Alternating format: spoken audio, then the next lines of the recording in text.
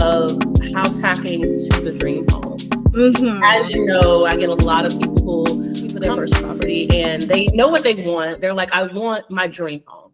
And I'm like, okay, so you want the 4-bed, 3-bath home that's like 2 years old, but today your budget just doesn't align with that. And that can be a hard thing to express.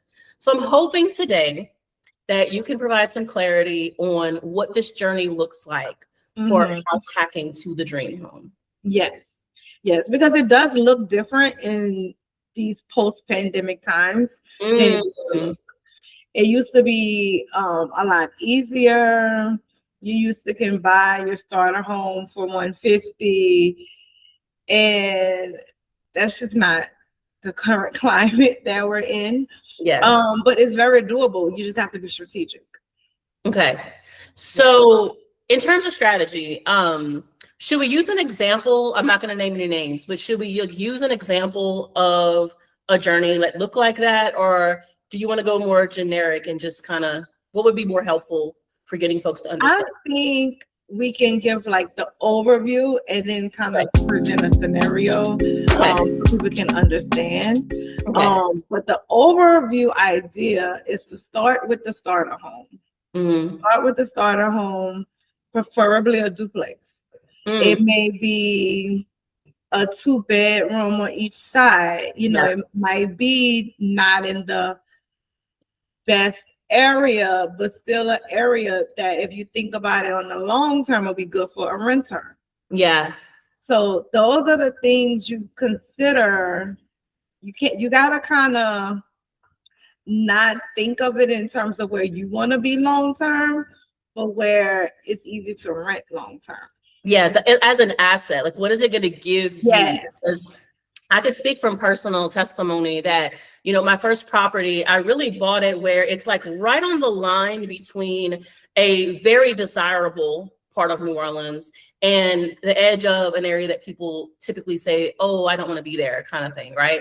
There's a lot more activity happening there. But like I'm right in the middle of the line between it. And it's exactly what you said, that scenario where both sides are 2 bedrooms. Well, one of them was technically a 3.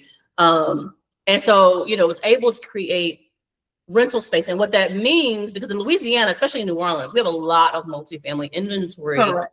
And that may not be true in every city, but if you have that option, imagine that, you know, for example, if your mortgage is $2,000 a month, but your renter is paying $1,500, isn't that better for you long term than you trying to fork over the entire $2,000 every month? And like Christina is saying, you're pivoting into, because right now, for the whole time that I've owned my property, I've been able to take what I normally would have paid in terms of rent, and it's been chopped down, and I can take that and put it into savings. Reuse that money. Now, see, that's the key, though. The key is to, can you afford it on your own if there wasn't anyone in it? So you want that to be a yes. And then what are you strategically doing with the money you're making? So if you're planning to use that savings to buy something else, you could save it, or you can pay down your mortgage faster. That part. And build that equity. So it just depends on which strategic way you want to go. For the person who knows they're going to dip into their savings, I would suggest paying down your mortgage faster.